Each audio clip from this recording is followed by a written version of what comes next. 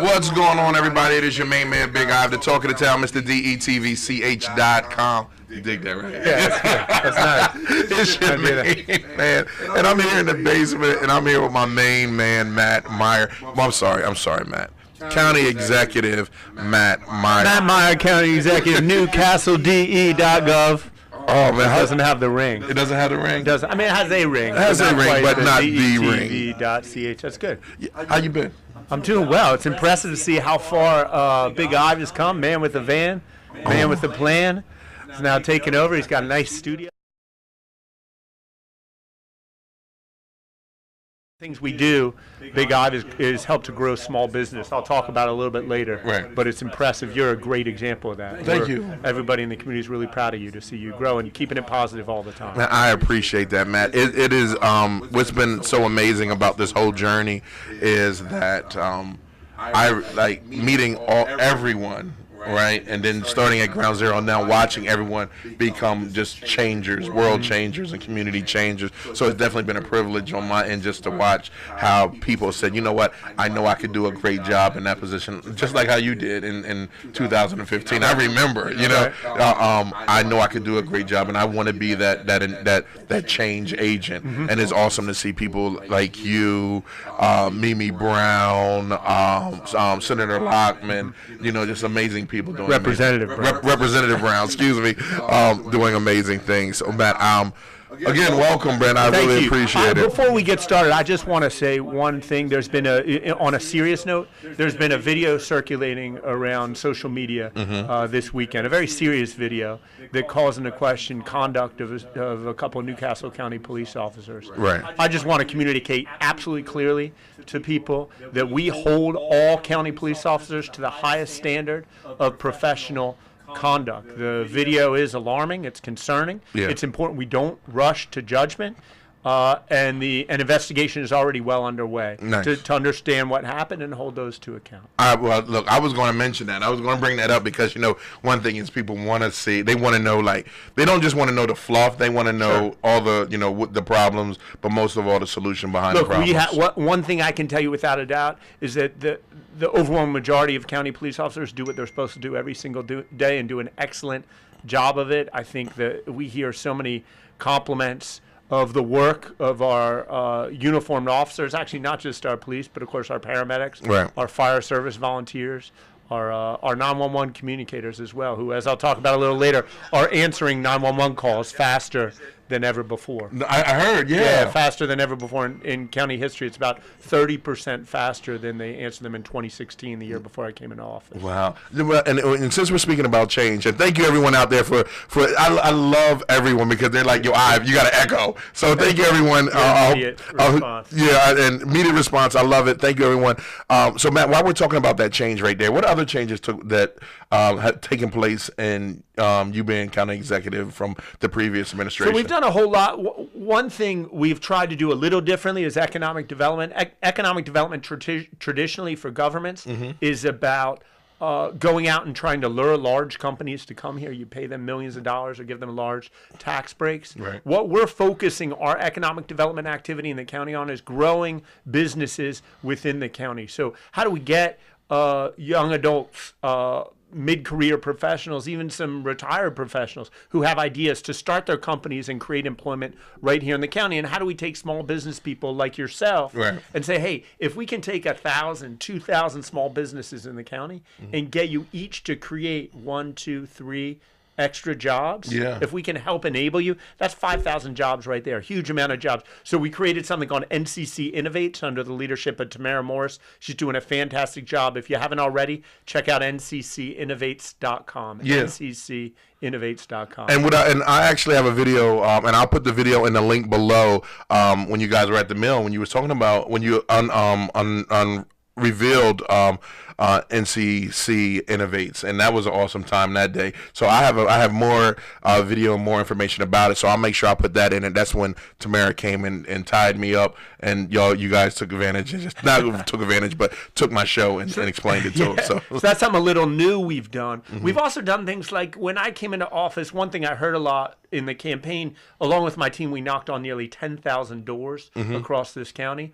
And one thing I heard time and again is that there were vacant properties all over the county. Yeah. I get into county government, and one thing I'm told is that for years, going beyond even earlier than when my predecessor came into office, the county government had been talking about doing something about vacant housing.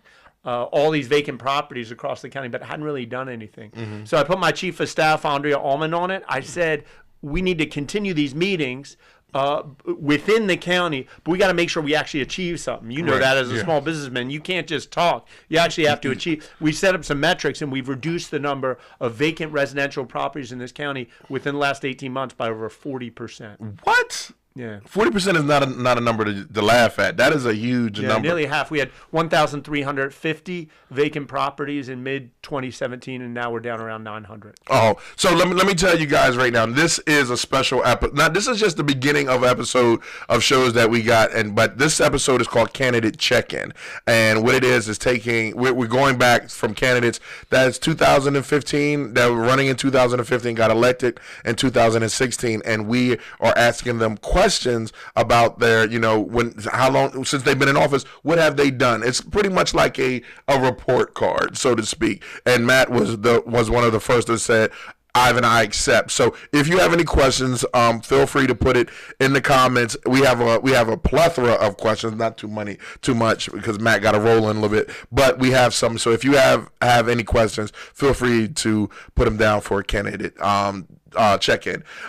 So 2016 comes. You were a math teacher and a lawyer, and the lawyer before. And where were you teaching that before? Prestige Academy. Them guys loved you over there, man. Some did. Depends on their grade, but yeah, so they did all right. What made you run for county executive? Shout out to Jihad, my little student Jihad, who's a big boy now. You speak a lot about him a lot. Yeah, what is it with him? He's a good kid. I think you have these students in class, something I think about just about every day because it applies to many things in life. Remember when it's over for you. When you have a class, every teacher will tell you this. In any class, you have a student or two students or three students or sometimes 5 or 10 students who are just on. Right. If you say we're doing 5 minutes of homework, they do 5 minutes of homework. If you say 2 hours of homework, they try to do. They might not get everything right, but they try to do everything with excellence. And that was Jihad. Yeah, he left an impression on you? Yeah, he left an impression. And kids like that, what students don't realize is just like there's a lot of talk about the impact teachers make on students. Students have an impact on teachers as well. Wow. What impact did he leave on you? Well, he worked hard. He struggled. He didn't. It's like there are some students who pick up everything quickly. Mm-hmm. He didn't always get everything quickly, but he always worked at it, and he always got it in the end. Right. So you struggle. You don't always get things. I don't always get things in county government right away, but you work at it, and you get it right. Right. So let's do this. So when you got in 2016, right, what surprised you when you became, like, county executive? Like, what surprises did you have? Well, first of all, you get into office, and we had in the first, really, 6 weeks, by the end of March, I came into office January 3rd. By the end of March, we had to deliver a budget address. Right. So really, by the end of February, within 7-8 weeks, we had to do a budget. And so a budget gives you an opportunity to look in every corner of county government, about $280 million budget that year, I believe it was. Our sewers, our police, our paramedics, our libraries, our parks. So it was rushed. It was a sprint to get through that budget. Once we were through that budget cycle, it gave me a little bit of chance to sit and think about how we actually going to stand for the things we wanted to stand for in the campaign. And you realize pretty quickly you can make a tremendous amount of difference in this job every single day. Yeah. Not something I really thought about when I was running. But, for example, I remember my first year at Kingswood Community Center in Wilmington, didn't have a boiler. Its boiler exploded, and it didn't have the money for, I believe it was a boiler or AC, HVAC. There was some emergency issue, and so they told me about it, and I said, we need to tell someone. We need to talk about it, and we need to figure out how we get them the resources. And then, I had this contingency money I could use. Normally, you're supposed to use this contingency money to go out and get political favors and stuff like that. Right. What we did, in part based on this experience, but we got Kingswood what it needed, so the emergency money, so it could stay open. If I remember correctly, I think I called a developer. I said, let's split it 50-50, right? Try to get some private sector money in to do some good along with the government money. Nice. And so, based on that experience, we set up something. We used our contingency fund, again, traditionally used for political favors, and created something called NCC Cares, which is a grant-making institution. If you go to grants.nccde.org, anyone can apply for a grant there. And we've done all sorts of good. We've enabled young people in this county to study computer programming. I was just at William Penn a couple weeks ago, to work with a group there, and done work with Reed's Refuge, all sorts of groups. Boy Scouts, done some work with them. Right. So it's a huge opportunity. So the biggest surprise is simply an opportunity to do good. And do good every day. That sounds like really amazing, man. And I know like a lot of people are definitely supporting this. And I know some people might feel some type of way. What message would you give to the people that still are waiting for like this big explosion of change? And we know that you're doing it. Hey, I'm waiting for it too. I'm excited. Every day my staff knows that whenever they say, when do you want it done? I say, I want it done yesterday. And they'll say, it'll take 2.5 years. I don't care. I want it yesterday. Things don't always happen as quickly as you'd like, but they do happen, and we're fighting from the inside for you. Now, let me ask you this. What are some of the things that Newcastle County has developed for the community? So I mentioned NCC Innovates, which is really one of our signature initiatives. We recently launched First Founders, which is a startup class, an accelerator, what they call. So if you're starting a business, you can answer that. This is Facebook. We all want to hear. Do it live. So we have. If you're a startup in the county, I want you to make sure you go to nccinnovates.com. There's a host of programs available for them, like First Founders. It's actual cash that you can get as a startup entrepreneur. If you have a credible, quality startup that can pass muster among experts in the field, there's money for you to make sure you stay and grow jobs here in the county. Something else we've done is we've stepped up bilingual programming in our library. So we make sure that whatever language you speak, or if you want to learn a new language, you can come to any of our libraries. You might also note I had a unique opportunity to be in China last year. I was selected by the China-U.S. Exchange Foundation to lead a delegation of local elected officials from across the country. And one thing we did when we were over there was really cool. We set up a Skype chat, a video chat between students at Downs Elementary here in Newark and students at a school in China. The Chinese students in Beijing, I was with them at night, at 8 o'clock at night. They spoke English. The Chinese students spoke English. The Delawareans at Downs Elementary, 3rd, 4th, 5th graders, they all spoke Chinese. Wow. So it was really incredible. How important is it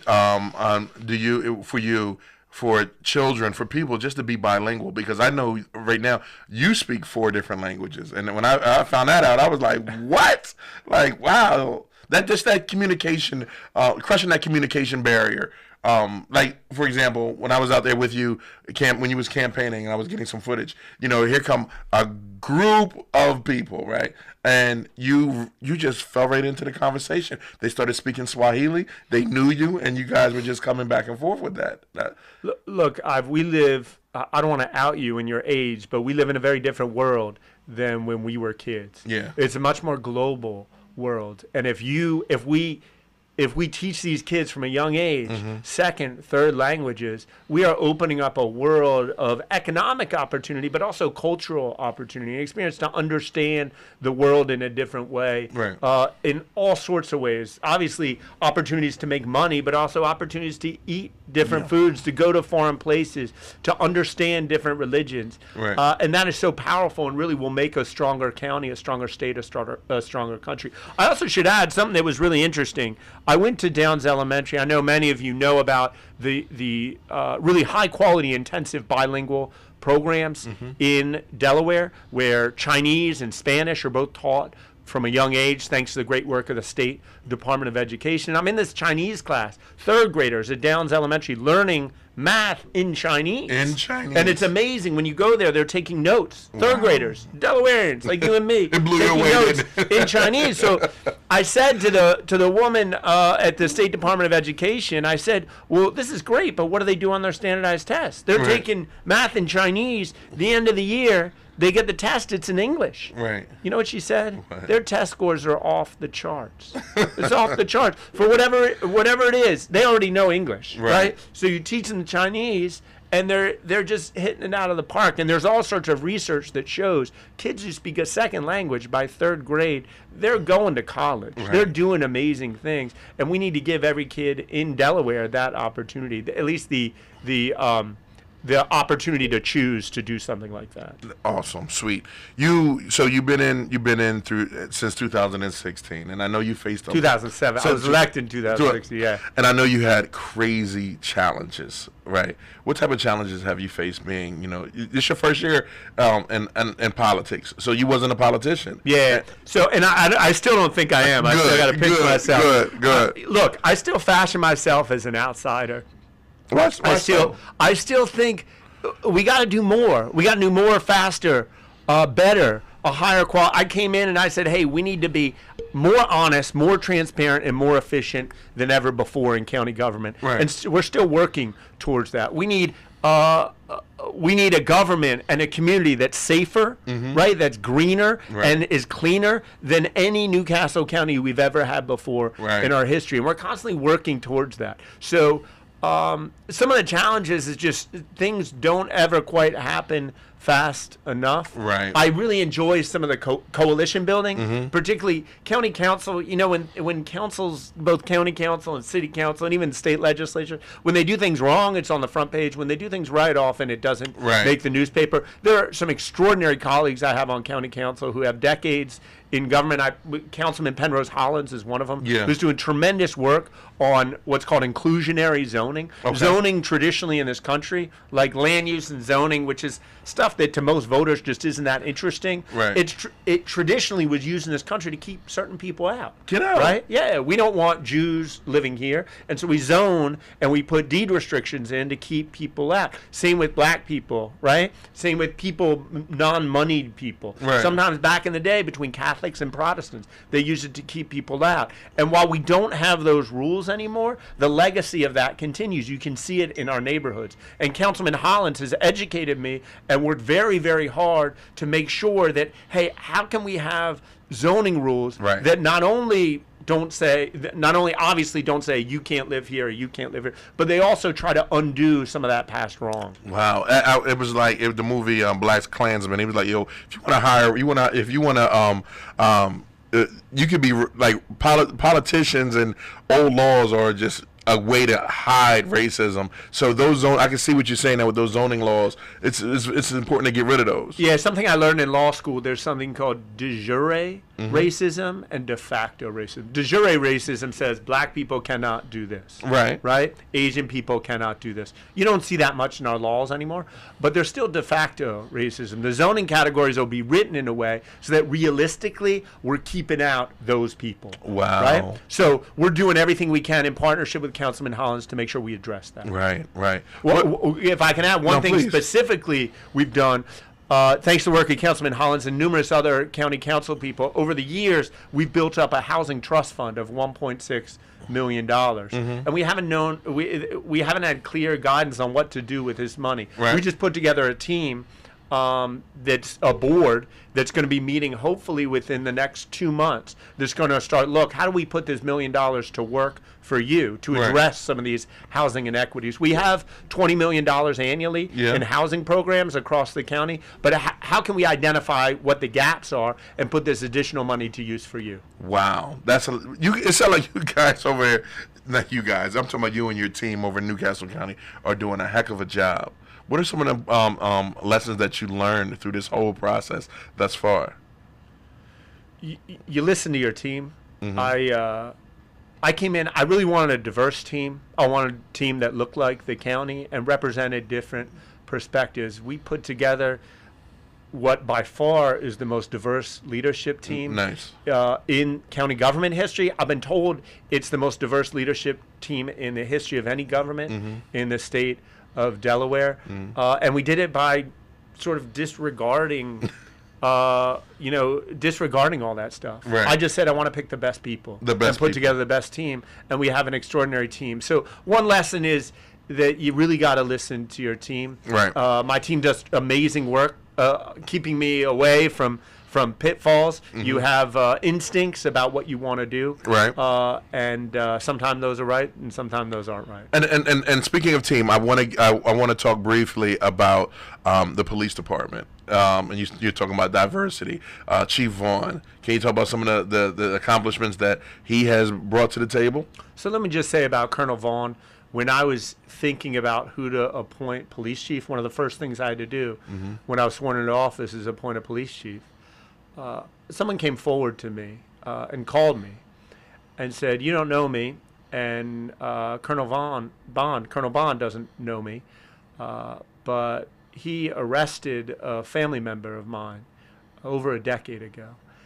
And I was very angry at the time that he was arresting my family member. I thought that Colonel, then, Police Officer Bond and my family member, I thought Police Officer Bond was in the wrong.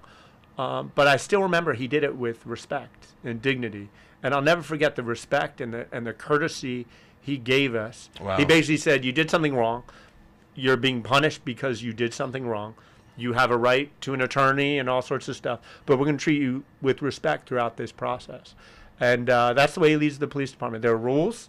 The rules are enforced, but he leads the police department with, I think, in the way any organization should be led. Awesome. What does 2020 look like for you? I also should say he's the first African-American police chief. We also have the most senior appointed local government official in the state. The chief administrative officer of the county is Vanessa Phillips, who's an African-American woman. So diversity is getting it done.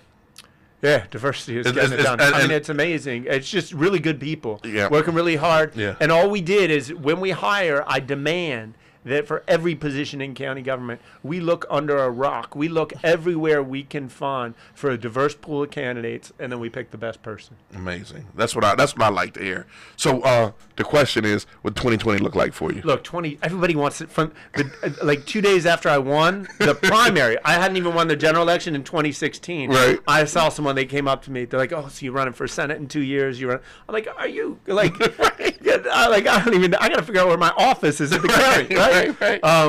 So 2020, in my view, is still a distance away. We're having a lot of fun running the government, doing everything we can to serve people, to make sure that affordable housing opportunities are greater than ever before, that our police officers are keeping you safer than ever before, that our 911 calls are being answered faster than ever before. So we're going to continue doing that. We certainly hope to have the opportunity to continue doing that for another 4 years into 2024, but we'll make a final decision at the appropriate time, probably a few months down the line. But right now, we have every intention to continue through to 2024. You heard it here first on DETV. Matt, second. My mom heard it. Your first. mom. I'll take second. I'm good with second. Tell everybody, give them your closing out message to your constituency and everyone out there that's watching right now, Matt. So, today is President's Day. Yeah. And I hope everybody had a nice time to reflect on the tremendous work that a number of presidents have done for this country. It's also a good chance to turn, winter. We can sort of sniff the end of winter now, in spite of some snow that might be coming later this week, right? We're turning the bend towards the end. Thomas Jefferson, and so it's a good chance to think about, what do you want to be in 2019? What do you want to do in spring and summer, and throughout the rest of the year? Right. Thomas Jefferson, president, who has a number of great quotes, says, if you want something you don't have, you got to try to do something you haven't done before. Nice. So I think it's sort of a good lesson going into our new week here, Yeah. and going into the spring and summer. That's what it is. So, Matt, again, thank you for sharing time and space. I know you're really, really busy, but you came down here to the basement, Thanks, Ive. I Keep doing what appreciate you're doing. Get out the word. All right, you got it, brother. Thanks thank again. And so it's your main man, Big Eye, to Talk of the Town, Mr. DETV. One more thing, summerjobs.nccde.org. It just went up last week. If you know any young person looking for a summer job, Nice. we have almost as many summer jobs as we've ever had before in county history. We're trying to get it up. Last year we broke a record. We're seeing if we can break last year's record. There are hundreds of summer jobs available through the county's summer jobs program. Summerjobs.nccde.org. You can go and apply today. Awesome. Make sure if you got a kid, you definitely do that right now. All right, so that's it. Our time is about to go. My light bill has went up. Electricity bill went up. It's time for me to get out of here. DETVCH.com for positive news. And I know have you heard? I won the the recommendation from the committee to take over Channel 28. Congratulations. Thank you. So we got to go to vote, one more vote, and hopefully, that's with City Council. Great. And hopefully we'll be able to do some amazing things for the city and the state of Delaware with that. So I'm really, really happy with that. So DETV will be over here with positive news, and community information and community news will be on Channel 28 if we're awarded that. So I'm really, really excited. Again, DETVCH.com for your positive news, and for anything else, I just see you on the other side.